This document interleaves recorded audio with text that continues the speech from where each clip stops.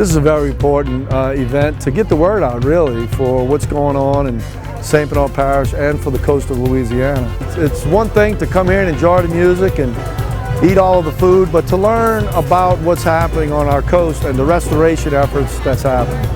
So the Mural Foundation is very involved in that, and they're a major sponsor of this event.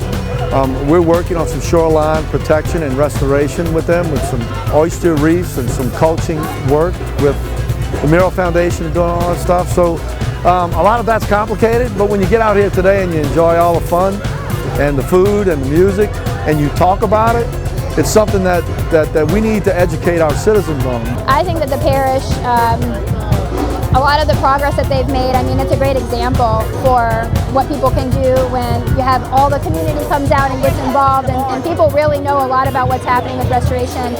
They care and they want to be engaged, and we're seeing, St. Bernard get a lot of progress happen along their coast because of that dedication.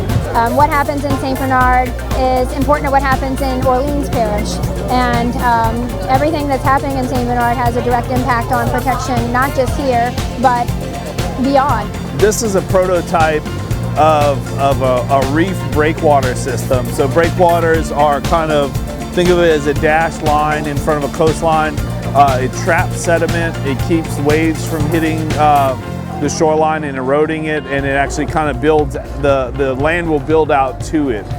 But the idea of this is to kind of create in St. Bernard Parish a sort of Silicon Valley of oyster reef technology and artificial oyster reefs. So this prototype, there's a couple different things that are different with it. It's a different design. It's a more lightweight design that uses less rebar, and it uses expanded metal that nobody's ever used before.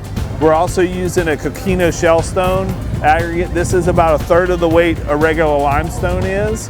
And these pieces go actually inside here.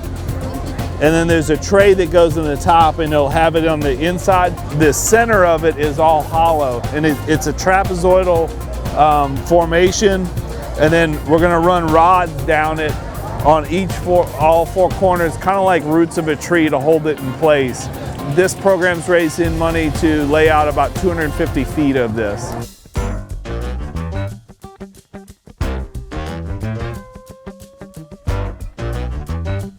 I think this is a really good turnout. I've seen a lot more people this year than I did last year, so hopefully we'll win again. Last year was our first year doing this event. It was really fun, a lot of fun. We did a duck and andouille gumbo, and we wound up winning the crowd favorite. That was really something. Everybody's got good food. It's all good. Everybody's got their own thing, and it's all good. Just see who's his best. This is my first time doing this dish. It's delicious. I took some duck breasts, I marinated them for 48 hours, smoked them for an hour, and then I wrapped them with bacon, and I paired it up with some fried Brussels sprouts, and then the juices from the duck, I made a reduction sauce with guava and peppers, and took the fat from the duck and made cracklings. So it's really amazing. Last year was my first year. Our first year we did duck andouille gumbo, and it won People's Choice.